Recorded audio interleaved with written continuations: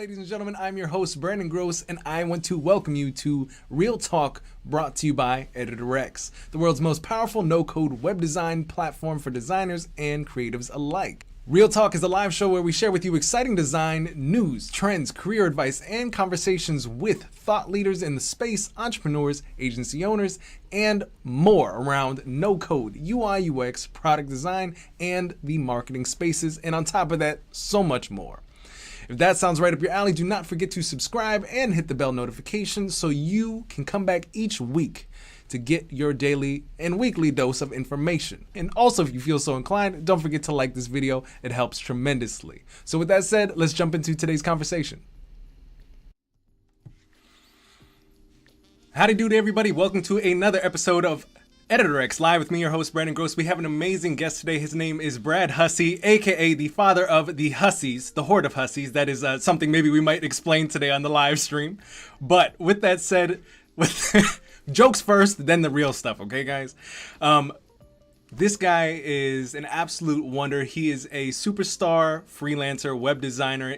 Honestly, I can't go through all his accolades. I'm not gonna steal any of his thunder. I'm gonna let him do that. But this guy, the reason why we have him here today is to talk a little bit about his background, from just his freelance background, how he just started from the ground up, freelancing, not going into, other people's corporations, and how he was really able to, from freelancing, start creating courses where, by the way, if you guys didn't read, just like I don't, audiobooks, guys, listen to my voice. This man has over 500,000 plus students in all of his courses combined. I lost track of the numbers, so listen well to what Brad has to say today. So with that said, that's my short intro. Keep your eyes open, your ears open, and just enjoy the conversation. And by the way, today, what we are going to do, I know we have some of Brad's crew here, some of my crew here, and I know a couple other people are running a little bit late, but we're going to have a whole bunch of you guys in the live chat.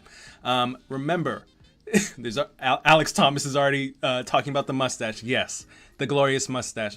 But if you guys have any questions, this segment today is going to be 45 minutes of our conversation. Of course, there's going to be 15 minutes of that just purely of your questions towards the end. So if you guys also, during our conversation together, if you have any questions on the topics that we're talking about, please drop them in the live chat so we can segue into those questions as well if they fit.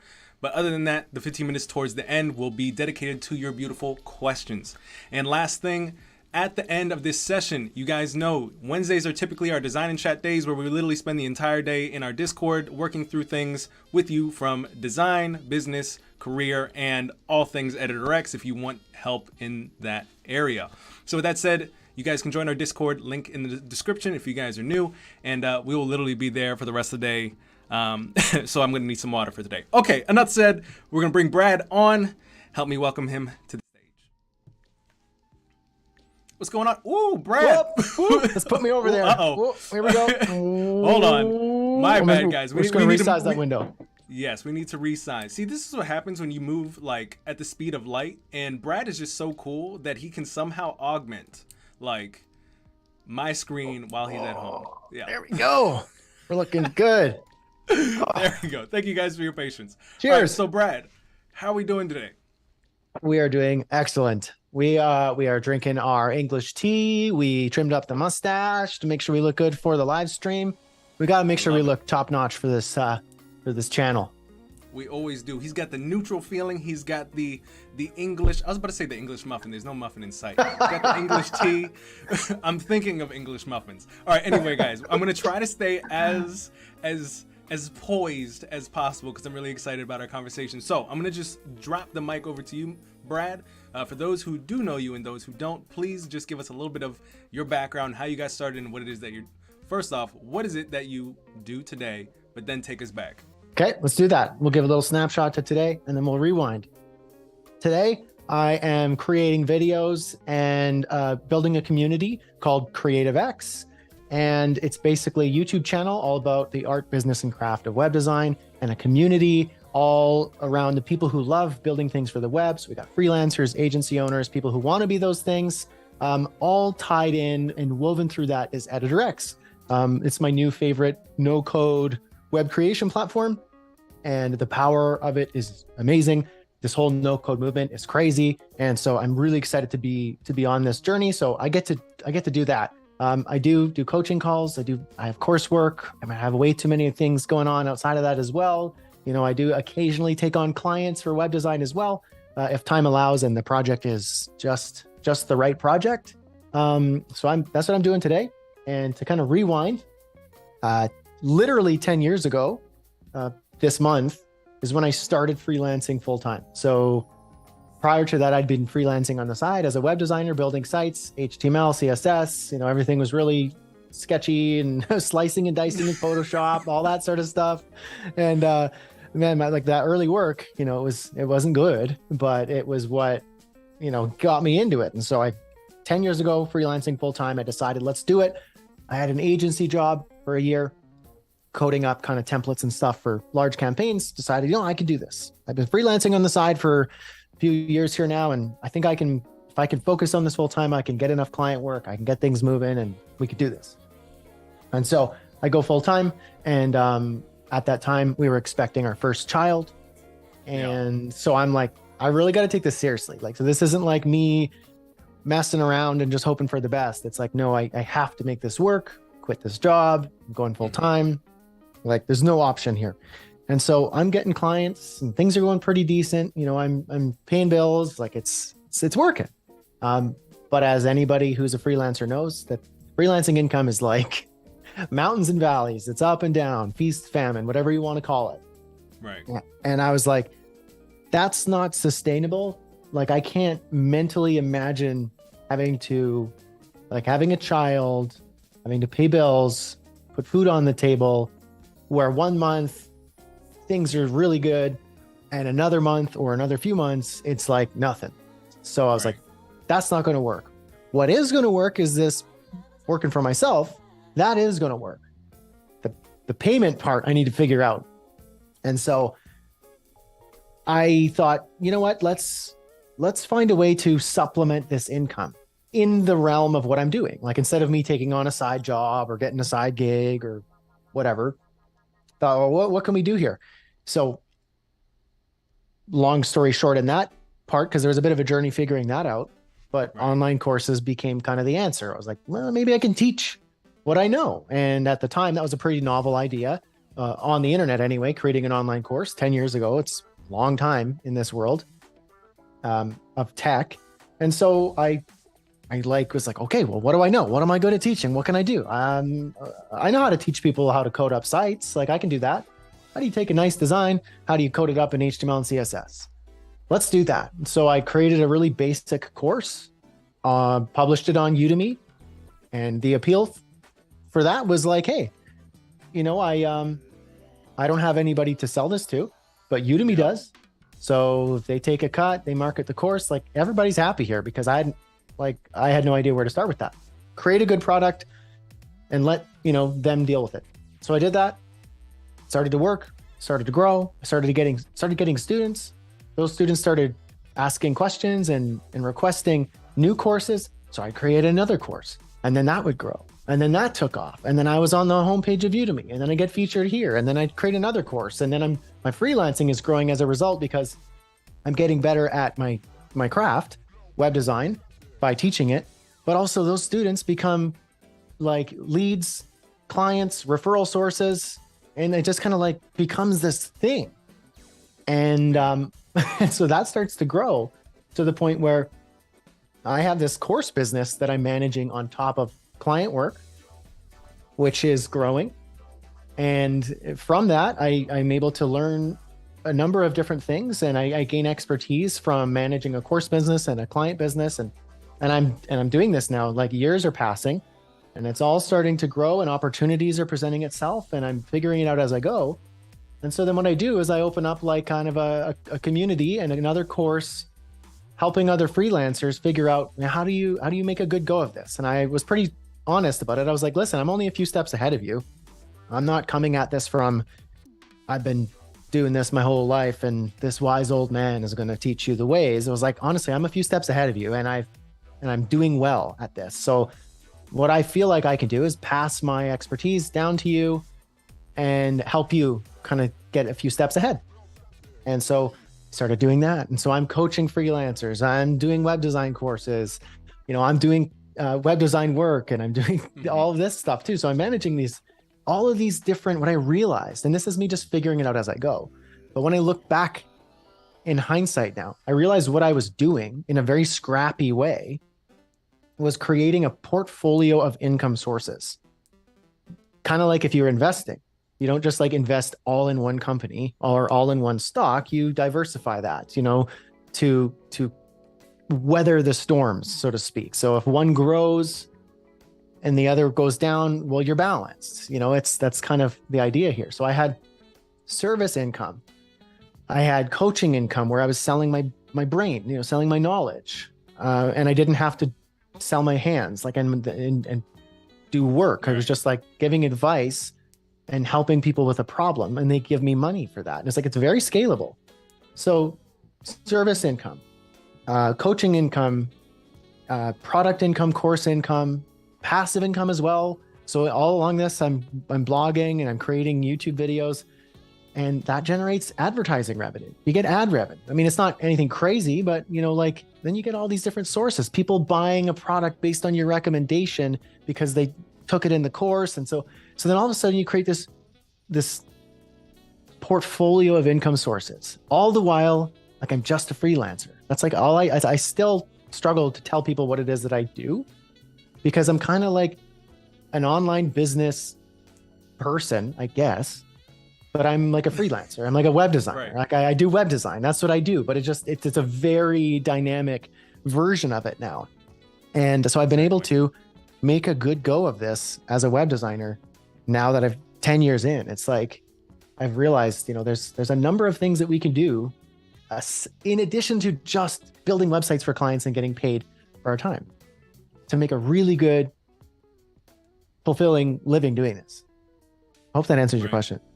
No, that was a very good encompassing answer to the question. So let's dive into some of that, because I know, and I'm out of curiosity, those of you who are watching us today, I want to know, and please put it in the chat, how many of you guys have thought about courses? How many of you are creating courses? Would love to know kind of who is in the audience here today, because that will also, if this is something of interest, we can push some of your questions into really how we direct the conversation today. But, going back to, oh, you know what, guys? I'm seeing I'm not seeing all of the guys, all of your guys' chat. I was looking over here on one screen, but everybody's stuff is popping up on the other. Anyways, what's we call it?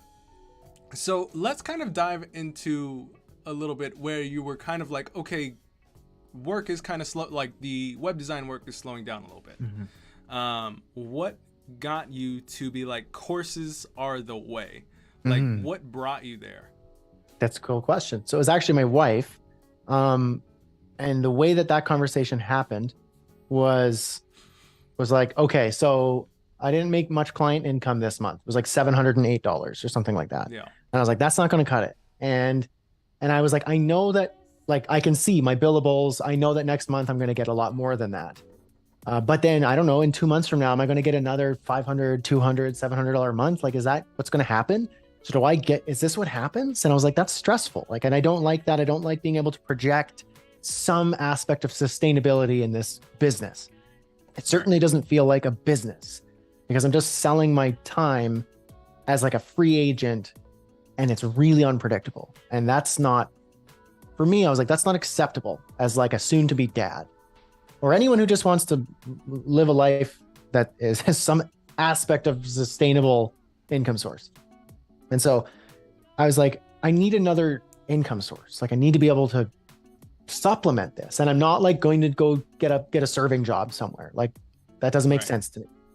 So Laura, she was like, what if you like taught web design at like the university or the college, like rent a room and like promote it and get people to like pay you to teach them. Right. I was like, that's kind of a cool idea. Like, that's smart. And so I kind of run it through the numbers in my head. I'm like, okay, well, if I charge like $50 for a class and I get like 10 people, then it's like, okay, it's $500. But then, am I going to be able to fill that every time? And do I have to like go to the university and rent the room and it's going to cost $200? And so I'm running all these numbers and I'm like, that doesn't seem like a good sustainable way of doing this. And it's not like it work out. Doesn't work out. Yeah, it just doesn't work out. And if I was like some really sought after instructor or something, then of course that would make sense. But that's not where I was at. It was like, nobody knows me, nobody cares. Why is anyone going to come take my web design class at the university? Plus, I live in a small city, and it's like not like there's a huge pool of people like really vying to get into the tech industry. So I was like, I like this idea, but what if I did it on the internet? Like, is that possible? Right. And obviously now that's like, go ahead. Did that thought pop up initially, like, oh, what about this on the internet? Or were you watching people that you were like, oh, this person is doing it, maybe I can do sort of my version? No, it was just like an idea. Like, that's what's so strange about it. Like, now it's so obvious. Like, anyone would be like, oh, I'll teach what I know. Like, that's like, there's a million email marketing companies, there's a million creators, there's a million courses, there's a million this. Like, it's so obvious now. But 10 years ago, at least for me, like, I wasn't like, what I looked up was like Dribble, like web design inspiration, and like a YouTube tutorial for how to understand MySQL better. Like, it was just like, I didn't know that you could do that online. Like, it wasn't obvious to me. And so I was like, well, what if, I don't know, like the internet, like we've got YouTube, we know about YouTube, but like, what if someone like paid you money on the internet for like a class? Mm-hmm. And so I just like literally Googled like create like a course on the internet or something, some rudimentary search like that. And through searching a bit, I found Udemy, and Udemy was pretty new at the time. Like, it was like really, really new. Yeah. It was like, create your online course. And I read like how it worked. You publish it, we give you all the tools to create a great video course or text-based course, whatever. And we'll give you all the resources, and then we'll market it, and we'll take a cut, and you take the remainder. And I was like, sounds like a bet. We'll go with it. Yeah, let's do it. Let's do it. So then I was like, all right, let's go. What am I going to teach? And then that's where I created that first course. And so that's how that conversation happened. Got it. All right. So, by the way, looking at the live chat really quick, Cam is saying, your wife brought you there. I too can relate. Yeah. Hey, yep. we need to have those type of people in our life, man. Yeah. But let's kind of talk about, as you were kind of learning, I think that's just how it works. Learning as you perform or as you dive into things. Nobody is just like, I now have this mass amount of book knowledge, I then can go execute at 100%. Like, no, that's not necessarily how it works. So how did you go from the idea of this internet education thing? Let's move past the background a little bit, and let's move a little bit more to like maybe 1 or 2 years ago / today. And how did was it you just started creating course after course based on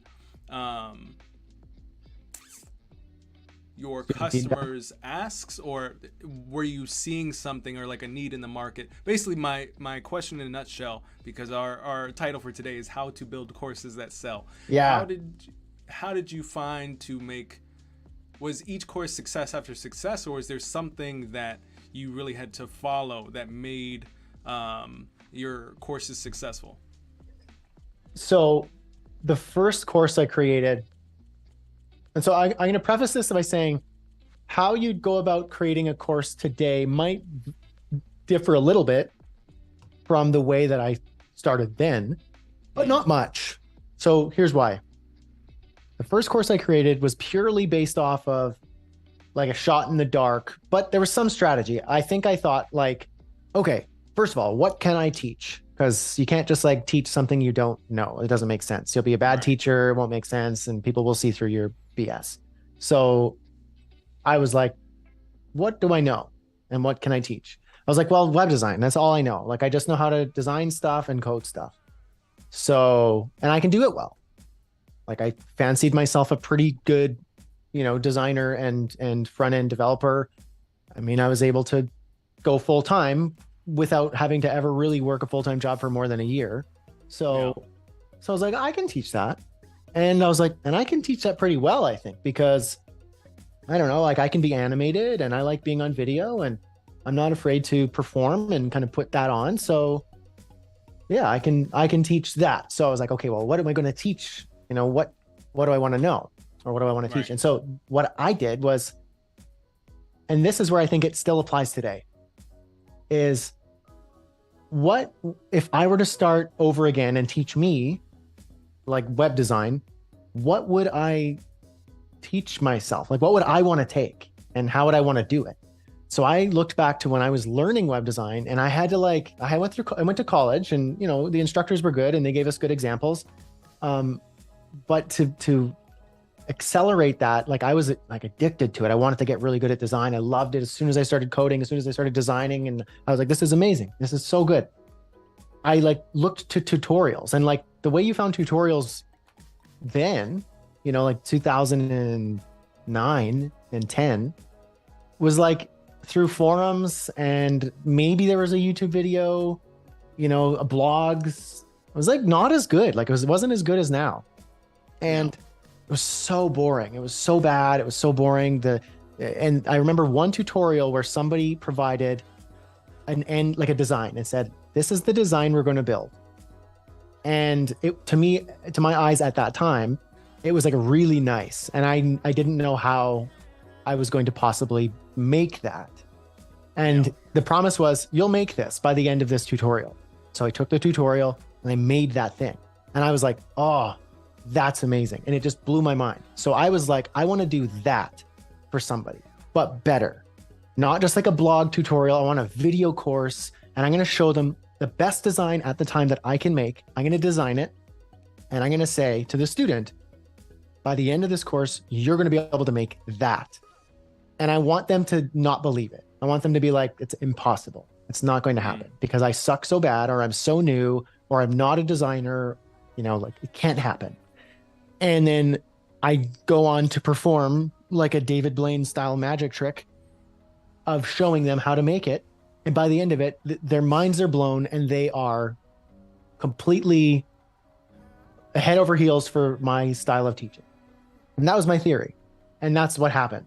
It was I created a great design at the time, and I walked them through every step in a fun way, in an animated way. I made jokes, I did all this sort of stuff. And it became really popular. And then then that's how I created the first course. Now, subsequent products came as a result of listening to the students. So I would benchmark that off of what I wanted to teach. So if someone was like, show me how to do hardcore Python, I was like, you can go Python somewhere else, because this guy has no desire to teach you Python here. No Pythons here. Do snakes. Yeah, we're not snake biting anyone today. So I would listen to the feedback, and I would find out people would be like, oh, I wish I knew how to make a dynamic site, how do I make this static HTML site into something where I can have it dynamic, with this thing called WordPress. And so I went and learned WordPress, which benefited my web design services, like my freelancing, because now I started offering WordPress services and charged way more money because I realized how much better it was than static sites. And so then I started teaching PHP and WordPress, and this thing called Bootstrap came along, Twitter Bootstrap, which is just Bootstrap now, for responsive sites, and responsive design became popular. So I would look at what's the market doing. So dynamic sites, responsive sites. And what do I like? It's design and front-end development, building sites and teaching people how to do that. And what do people want? It was okay, a couple other things over here, but also, how do I make a responsive WordPress site that looks good? Because I took this tutorial and the guy drones on and he puts me to sleep and it's boring as all hell. And the site doesn't even look good, but he's a smart programmer. I was like, okay, well, I can be way more animated, way more exciting, design a way better site, and show them how to design a beautiful WordPress site with Bootstrap. And it's responsive. And so then that blew up.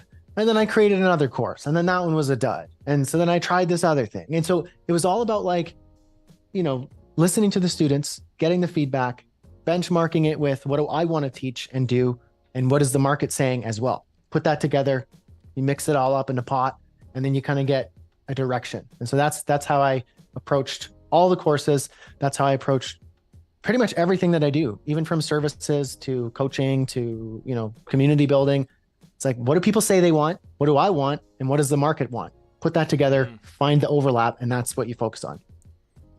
I love I can't say it any better. It's like that trifecta is finding what that nice balance is, and being able to put it out there. And not only that, but it's like your keyboard is very quiet, sir.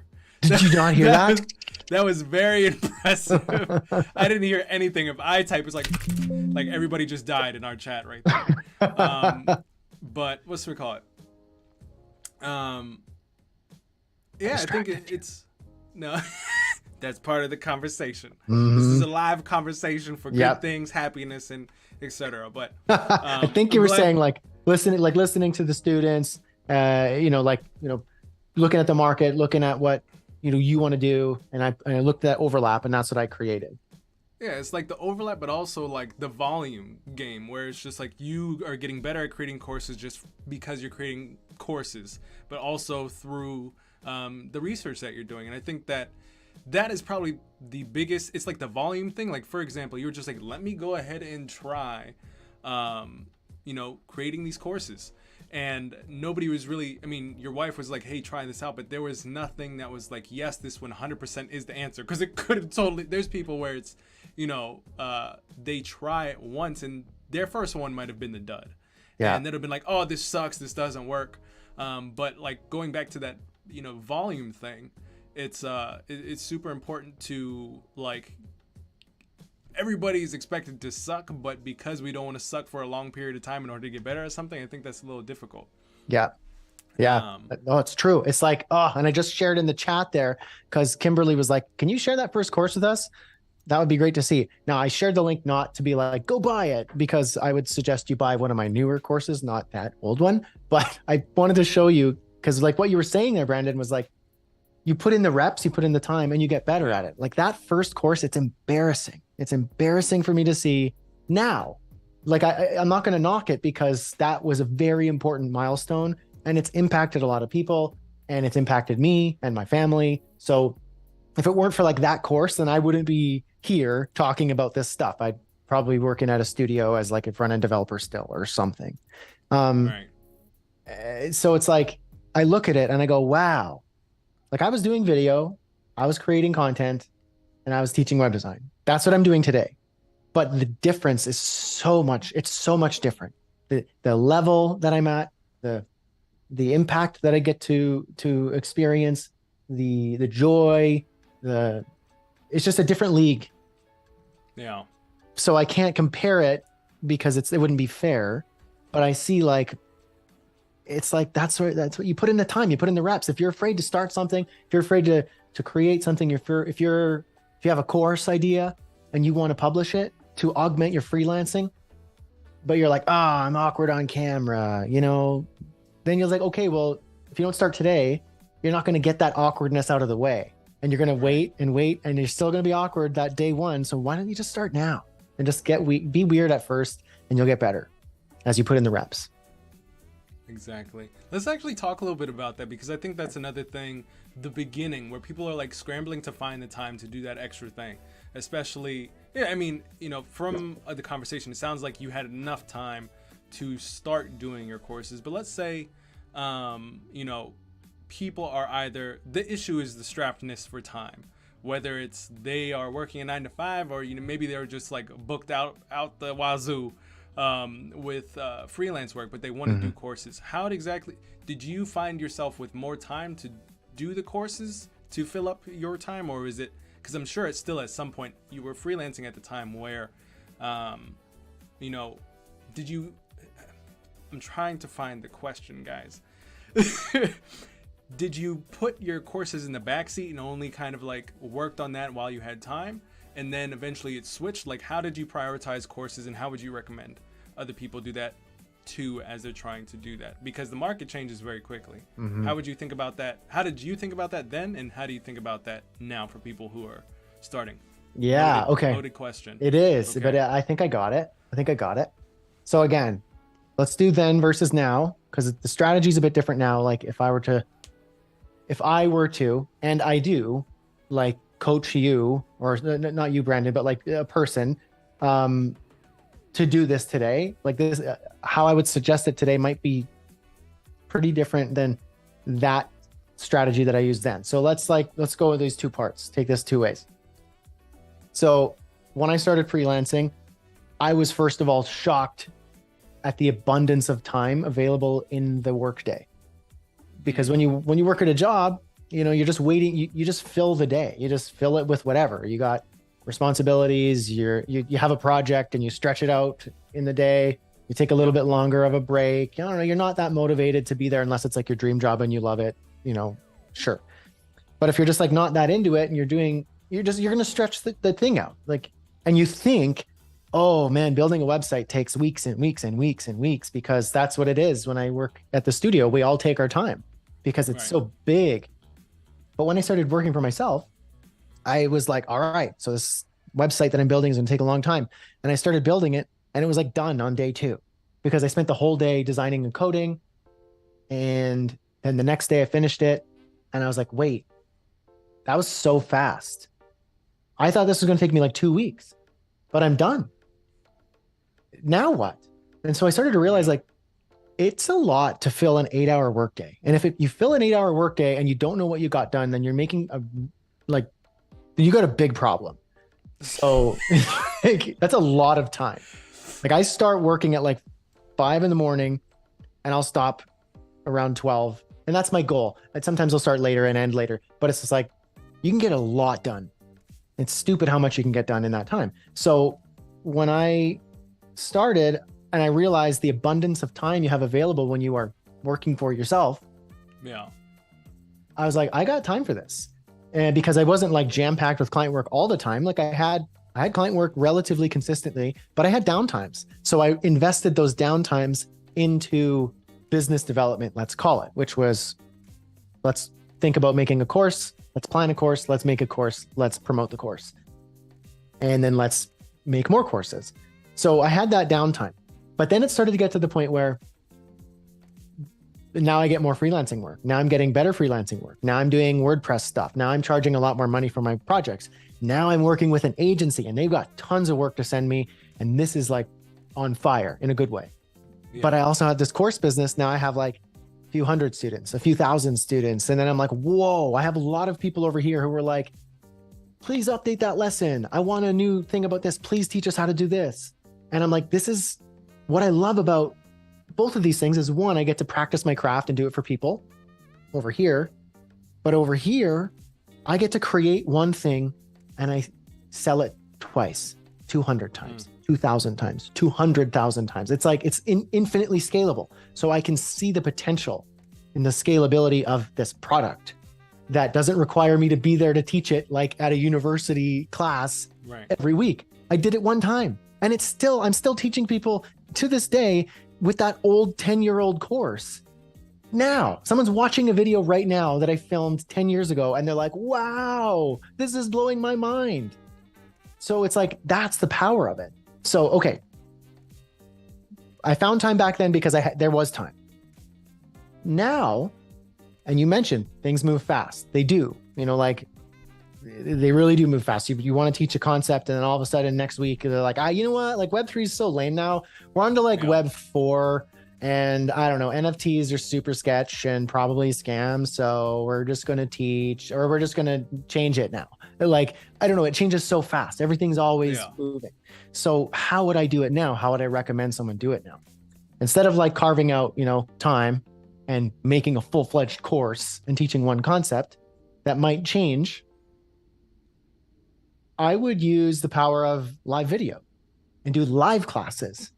And so and then that allows you to pivot and move quickly and get instant feedback. So let's say you're like Brad today. Brad's starting and I cloned myself and I'm starting today. And it's like, okay, I need to supplement my freelancing income. It's a bit up and down. Okay, well, teach what you know. What do you know? And I take myself through that same process and go, okay, well, what you're going to do is you're going to create a course. But instead of creating that course, like recording 20 lessons, planning it out, filming it, publishing it, and all that stuff, let's start by planning out a 4-week long course where on Mondays you go live on whatever your live streaming tool of choice is. There's a lot of them. And on Thursdays you do Q&A with your students. And let's say you'll take on 10 students, just 10 for this first batch. Charge them some nominal fee, $20, $50, $100, I don't know, whatever. Doesn't matter at this point. Very true. And fill it up. Ask your friends, ask your coworkers. If you got a little bit of an email list, whatever it is, like just get 10 people. It's not that big of a deal. Be a bit of a hustle at first, but whatever. And then you do the course. You plan it out, you give them an end result, and then you do it live. And then after that, you get feedback, you learn how you can do it better. Maybe you do a second live course.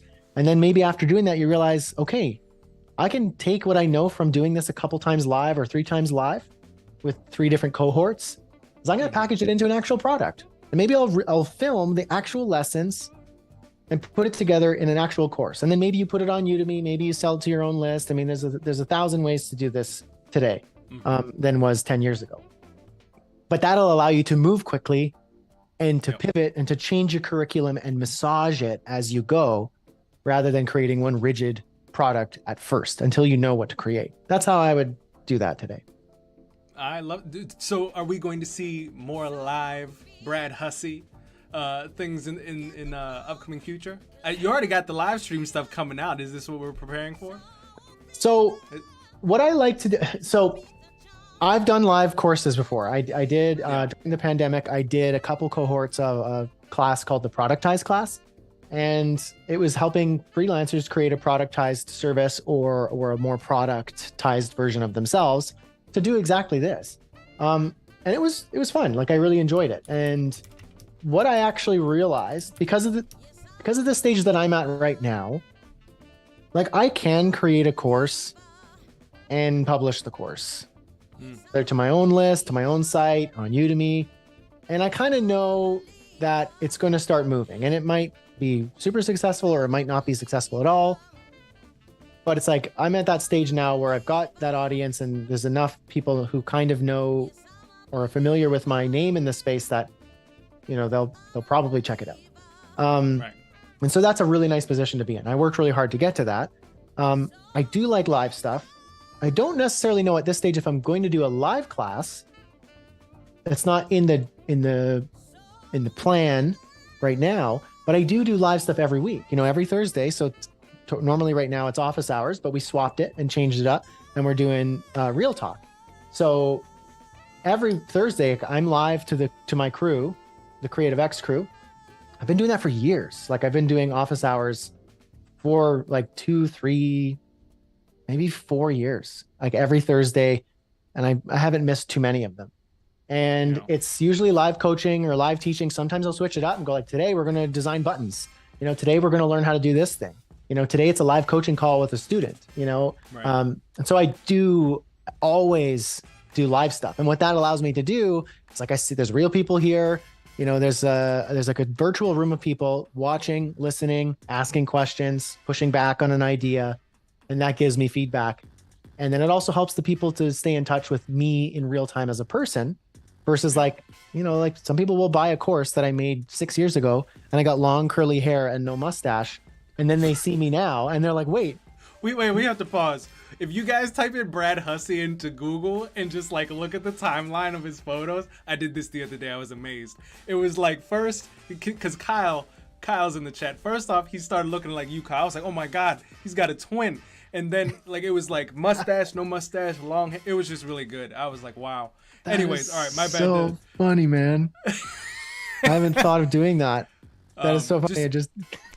While you're listening here, guys, first off, I want to shout out to Kyle for the Brad coin idea. I think that's awesome. But definitely, everybody just pop open another tab and Brad Hussey it up. Brad's so funny. I don't know. I don't know like crypto very much at all. I just kind of know what people say about it. Me and Kyle are gonna have to educate you. It seems. I think so. Maybe we'll have to.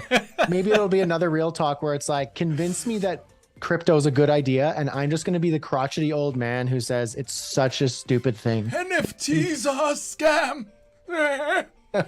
Anyway, we just took a really hard U-turn in this conversation, guys. Yeah, We derailed. we Thank did. you. All good. No, but this is also why I like live stuff, because I feel, to your point, I feel like, not just people are watching, and I can't wait till the off script. We're not on script, but off the topic a little bit. But I think, and we would love to also know in the chat too. I think it'd be really helpful for me and Brad too. We talk to you guys, but there might be some new people here from ADP list.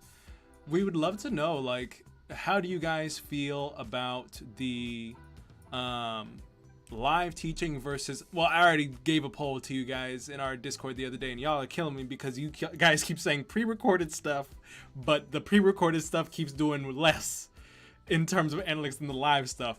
So I'm like, the data is telling me something and y'all are telling me something. I'm like, Steve Jobs was right.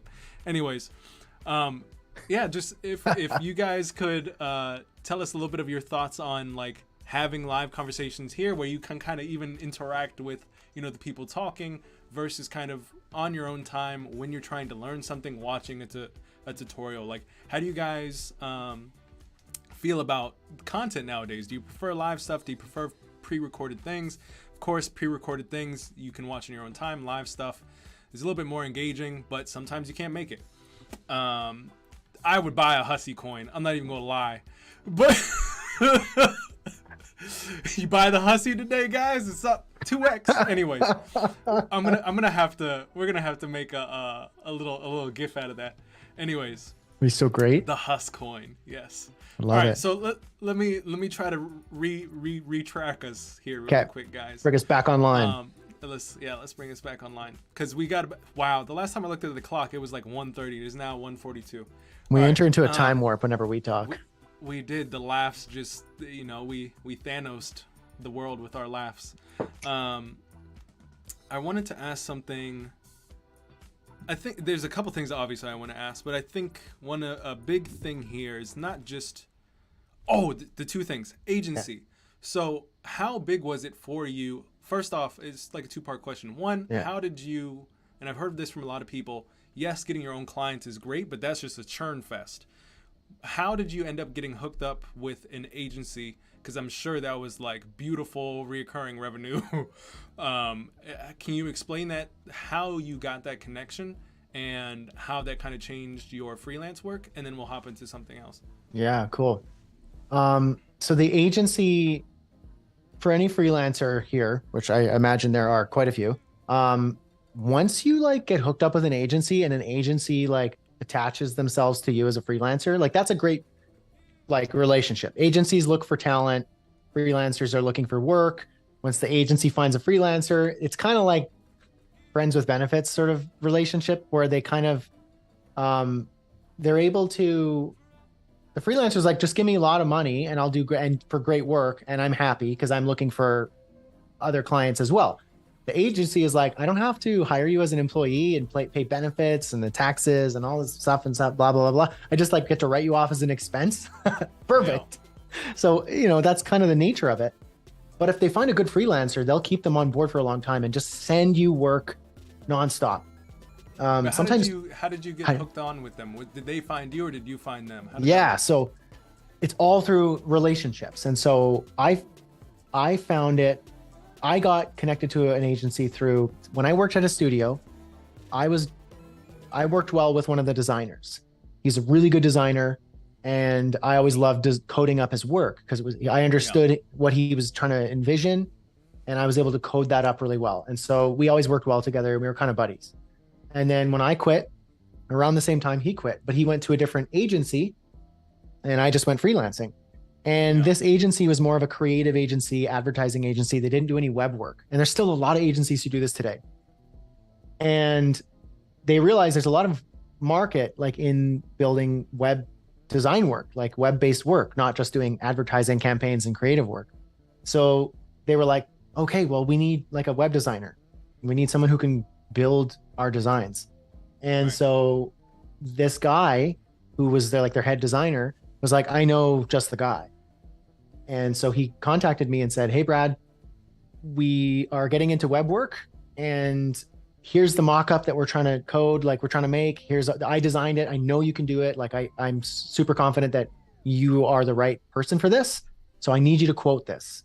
And so, you know, new freelancer me, like I turned around with some like ridiculous $2,000 quote. And I was like, $2,000. It's going to take me 5 days or something. And I thought I was like being a really good business person. Yeah. And so he turns around and he's like, okay, first of all, I know that you can do this. I'm excited about potentially having you do this for us, but I have to tell you, like, you have to at least double, triple, or add another zero to that quote, because we have like 2 or 3 other agencies who are development studios, and they're like quoting like $30,000 and $40,000 for this same thing. So they're not going to take you seriously. They're going to think that you're a joke, and they're going to laugh you out of the room. So do yourself a favor, make that quote way bigger, add another zero, whatever it is, then they'll take you seriously. And so I was like, that's weird, also exciting. So I looked through it and I was like, okay, maybe I should. And so I didn't add a zero, but I made it way, way, way bigger, you know, probably 10,000 or something like that. Yeah. And so I was like, okay, at least I'm in the 5-figure digits now. And I turned around, sent it to him, and he's like, perfect. It was a no-brainer. Everybody's excited. So that opened my eyes up, and then that led to more and more and more work. Now here's the trick with agencies. Once you get connected with somebody at an agency and that account manager really likes working with you and you develop a good professional relationship, they inevitably quit and go to another agency. That's just the nature of what they do. They look for better opportunities. So now I got this agency and I'm doing work for them. This one, I moved with them to this agency. Now I also got this agency, and then they move over here and I got this agency. So I got like 2 or 3 or 4 agencies all sending me big projects, big work, fast turnaround, no questions asked. Yeah. And so that's a great income source as a freelancer. I love that 100%, because a lot of the people who want to jump into freelance, and why I asked that question, I had no idea. This is also why I like live stuff, because we get to get into conversation. I don't know at all. Like, I know a little bit, but then until we like hop in, yeah. I like that. I need a gif of me doing that. Anyways, that'll end up in the wrong parts of the internet. But I think that's really important, because a lot of people who want to be freelancers, they do it because they love the design side of things. They really don't want to be touching the business side of things. They'd really rather have a middleman pull in the work for them to just do their craft. They don't want a lot of back and forth. They don't want those. They want control, do their craft, and have somebody else deal with the managerial stuff. Yeah. And I think building the relationships, like you said, you kind of work somewhere. I would be really curious, and I would highly recommend, because sometimes a lot of people don't have those relationships. Like in my case, where I had to kind of build my portfolio first, then kind of reach out to people, because it was like reverse. I didn't know how to network. I had to figure that out, where it was just like I just had to have a really good. I had to find agencies or people who I wanted to work with, create the things that I knew that they would like to see in my portfolio, reach out to them, say, hey, I see you guys work on this type of stuff. By the way, here's my portfolio. I've been working on the same type of stuff. I know it's going to be good because I've literally looked at everybody you work with, make sure it's that type of quality. And they're like, oh, he works on stuff that we need for our clients. And I just made sure I did my research, that I know when they look at my stuff, they'll be like, oh, he fits right in. Like, having those relationships are like key to really like everything. And that really also for you guys, because we're gonna what's we call it? Sorry for the spam in the chat, guys. Chicken McFry, Chicken McNugget. Calm it down. At least I have some good filters, though. I'm not gonna lie. There was some other things popping in the chat a couple months ago.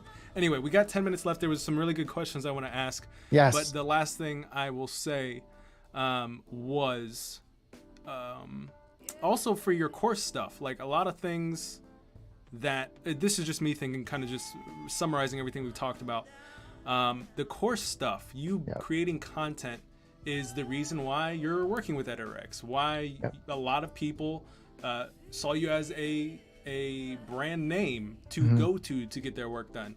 And a lot of designers right now, they're just like, my work is king. And it's just like, right now, like, I am not the best designer at all, but my face and the relationships and the content that I've produced have, just like yours, has gotten the attention of people, and they want educators. They want people who are able to break down ideas, to teach people things.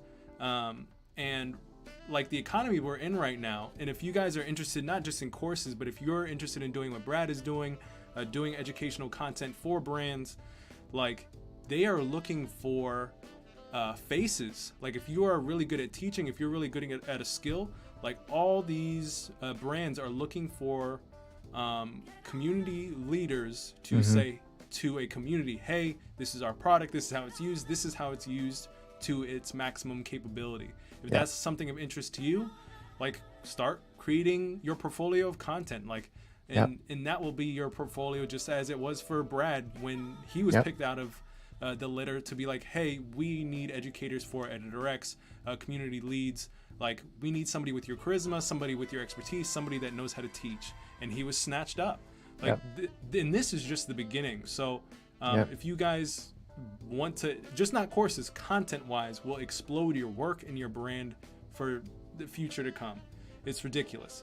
So all right, it's outside like, of, go ahead. It's right. It's like creating, like, that's where you get to be you. It's like, you can't, like, you don't have to be the best designer, because if you're competing on being the best designer, someone's gonna be a better designer than you. Always. It's always the case. You know, it's just, but if you compete on just being yourself, doing your thing, no one can copy that, because as soon as someone's like copying it, people are like, you're just copying this guy or this girl. Like, it's like, you can't compete on that. You're in a market of one. Exactly. All right, so I went to Igor. My bad. We were in our conversation, so I think you've read a little bit of this, Brad. But we got 4 questions here from Igor, and thank you, by the way, Igor, for dropping your questions. Anybody else who has questions, please follow suit. Drop them in the chat so we can read them out. Okay, so first one, in your opinion, is it better to create one large and long course or several short, narrowly focused courses? Rapid fire answer? Yes. Okay. Depends on the format. If it's Udemy, they want giant courses. That's like, that's their game. Giant courses. It's got more content. It's higher value in their eyes. That's how the market sees it. If they're looking for budget courses and you pay $10, $20, $30 and you get like a 30-hour course, that's going to beat out the same priced course that's 2 hours. That's just the name of the game. Play the game or lose the game. That's how that works. If it's for your own audience, long form courses and long form stuff generally doesn't do that well, because people are in it to get a specific outcome. So for me, when I create a course independently and I want to sell it to, say, the Creative X crew or you guys, or we team up on something, if I can teach you how to be 500 hours. Okay. Whew, you lagged out a little bit, but I think you came through. Did I come through? Yes. We have a little bit of the Wi-Fi. They don't want all these gems out into the air. No, but I think we got everything loud and clear. Yeah, they're cutting us off now. It's because we brought the Hus coin into existence. That's why I was trying to get shut down. We're disrupting.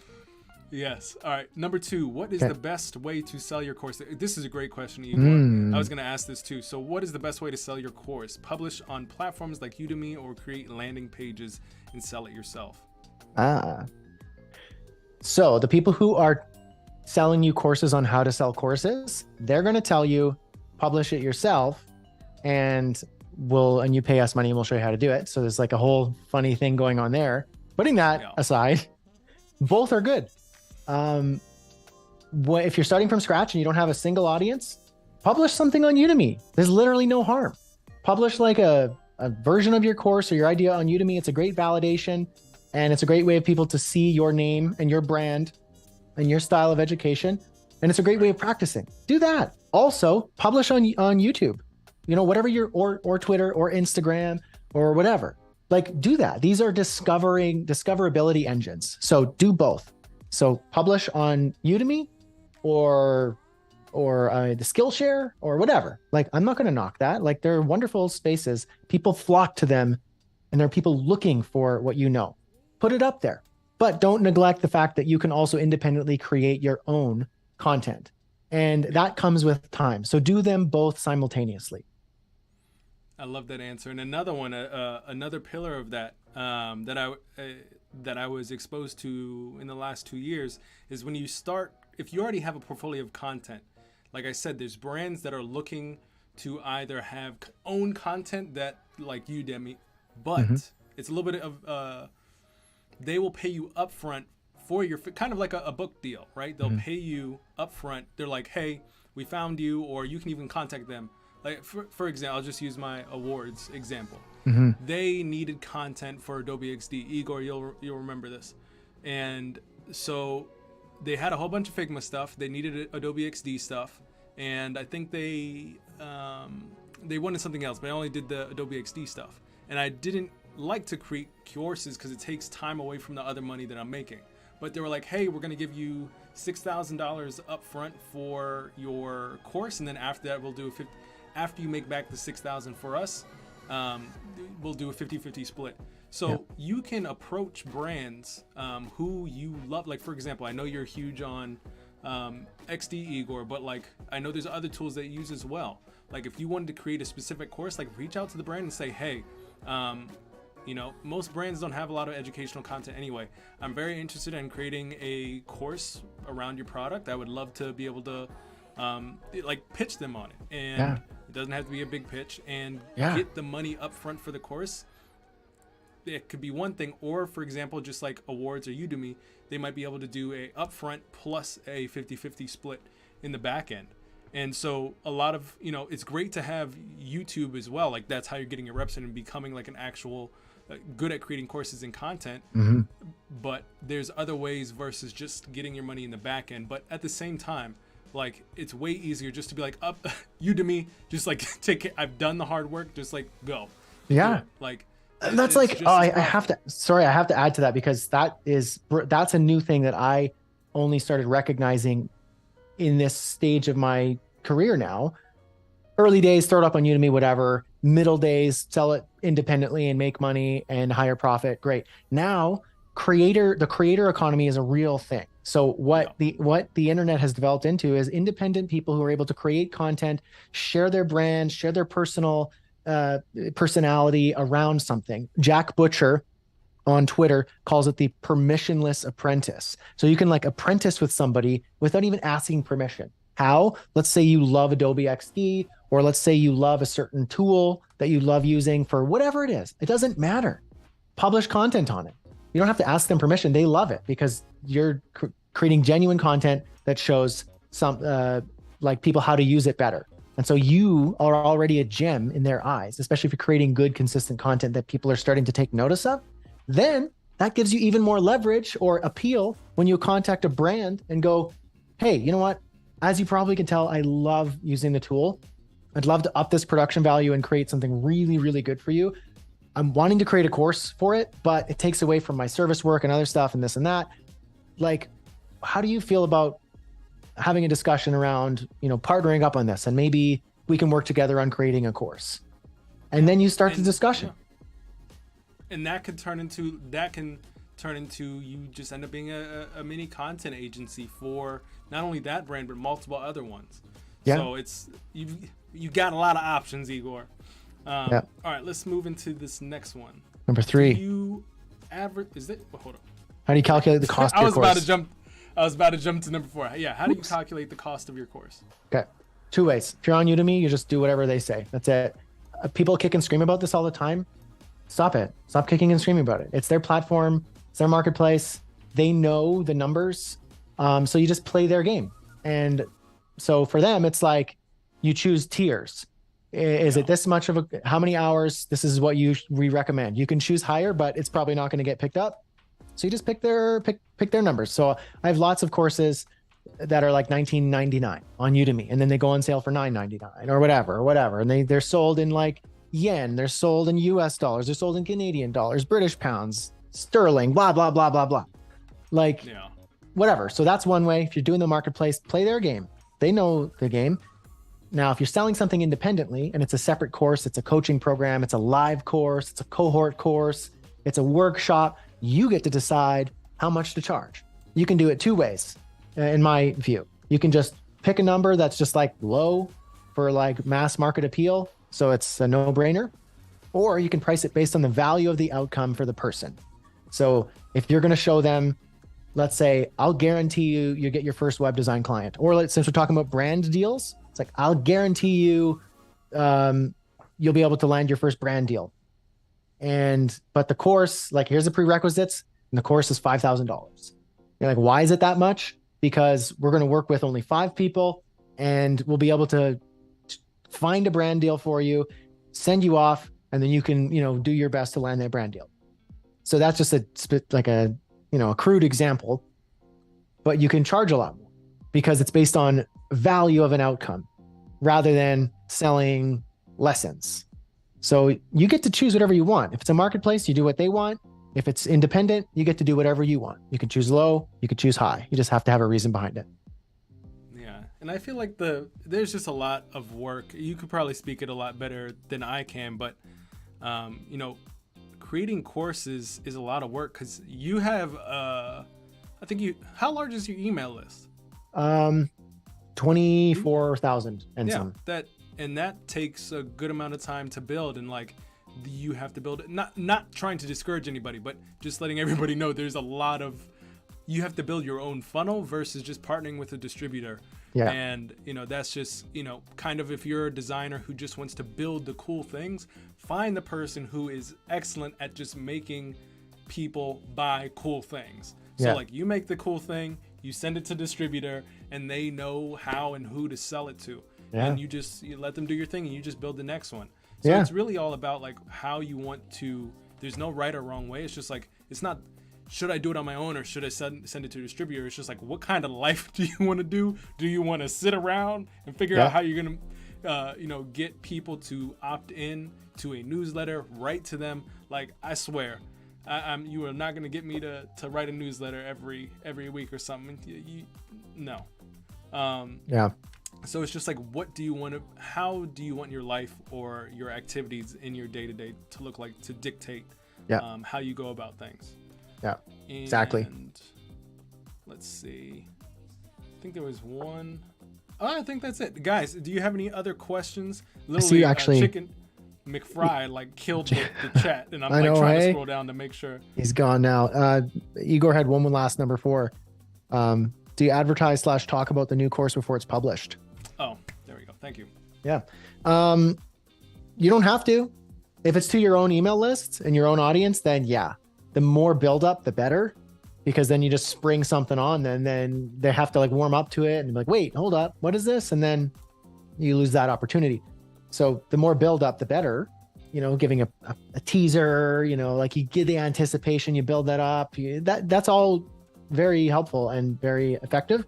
If you're doing it with like a marketplace, then there's not much you can do about that. You just publish it, because you can't, if you don't have an audience on that marketplace that you can like send a message to, then you just publish it.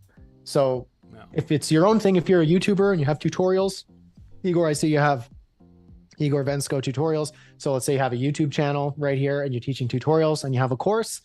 Maybe you have a micro version of the course that you publish on Udemy or any of the other marketplaces, Awards, Academy, Skillshare. But you have like your main course with like more interaction, more Q&A, a community baked in, whatever you want to do. And you build that up. You build that up to your audience. You talk about it on YouTube. And then once the live launch comes, you let them know, you let them have it, you make a big deal out of it. And that'll have way more effect. Agreed. And I just had the question in my brain farted, and it was like, thou shalt not, like the thought was trying to get through, and Gandalf was like, you shall not pass. Man, it was a good question, and I wanted to end with it. Let me see if I can grab it. Okay. Man. Oh, here we go. Owen is asking, when they release the movie of your life, who would you play? That's an interesting question. All right, answer that one. Okay. Yeah. I'm going to say Chris Pratt with a mustache. Chris Pratt with a mustache. Good answer. Yeah. Man. Oh, it bothers me that I can't remember the question, dude. I'm gonna share a picture of Chris Pratt with a mustache.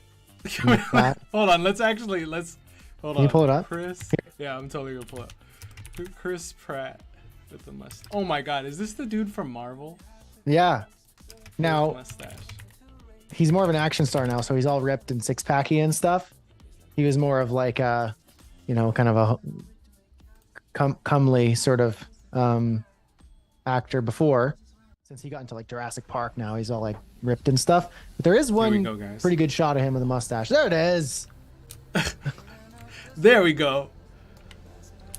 I like it, Chris Pratt. I have no idea how our camera stuff got all out of whack. We literally like we like spent so much time making sure it worked. Yeah, and then something got out of funk. I don't have no idea what. But yes, Chris Pratt with a mustache looks beautiful. Yeah. Man, the question didn't come back to me, man.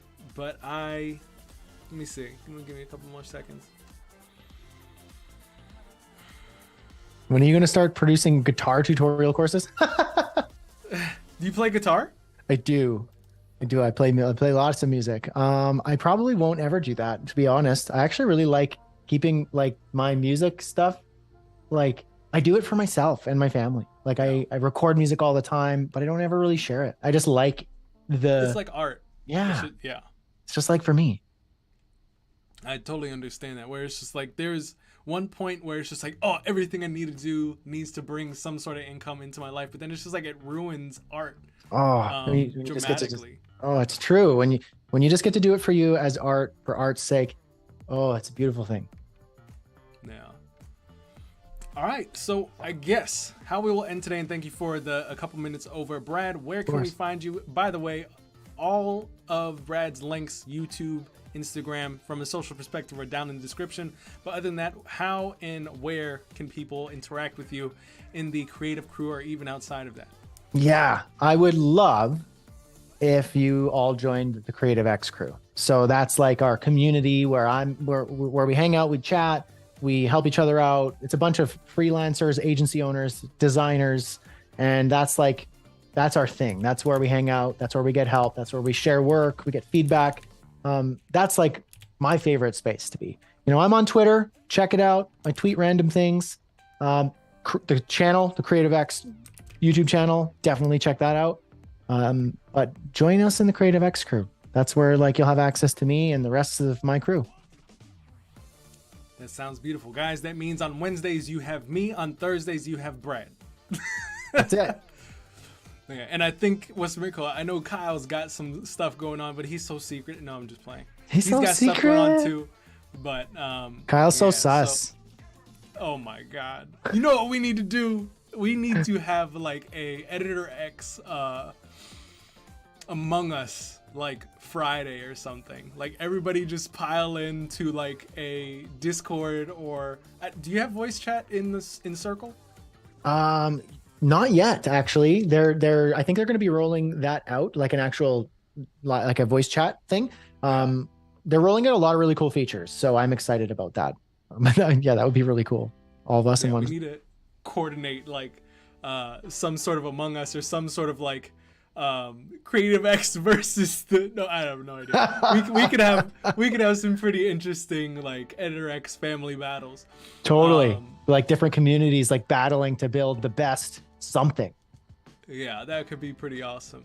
Yeah. So ideas, guys, if you have any, drop them in the chat, but otherwise feel free to follow along with Brad you can find all his links down in the description, and also I dropped the creative crew /home in the chat. But thank you guys for hanging out with us. Brad, do you have any last words of wisdom to those who are watching and watching the replay? Just honestly, thank you for being here, because it's you guys who come to this stuff that allow creators and creative people like us to do this sort of work. And it's such an honor to be able to serve you in the ways that we can. So thank you. All right. Thank you, guys. And Brad, thank you so much for hanging out. And I will see you very soon. Cheers, it easy, man. Bye. All right, guys, so that was today's episode. We hope that you enjoyed it tremendously. I hope you guys liked derailing the conversation, the Hussey coin. That's the best part. But most importantly, I hope you guys got a lot out of, freelancing slash really just how to build courses that sell. If you didn't, rewatch this and join the Creative X crew so you guys can ask Brad tons of questions about what you didn't really get answered here today. Other than that, guys, we are jumping into our Discord. We are going into our design and chat to answer any questions about design, career, Editor X. We're doing live demonstrations, so a lot of y'all have questions, and my butt is already sore from thinking about how long I'm gonna be sitting today with you guys. All right, with that said, take care. Don't forget to like this video, subscribe, and we will smell you guys on the internet somewhere. But enjoy your day, and we'll talk soon. Peace. Ladies and gentlemen, thank you so much for watching and tuning into this episode of Real Talk, brought to you by Editor X, the world's most powerful no-code web design platform for designers and creatives alike. If you want to watch more amazing videos like this, check out our playlist down in the description with all of our Real Talk episodes, including other educational videos like Editor X tutorials.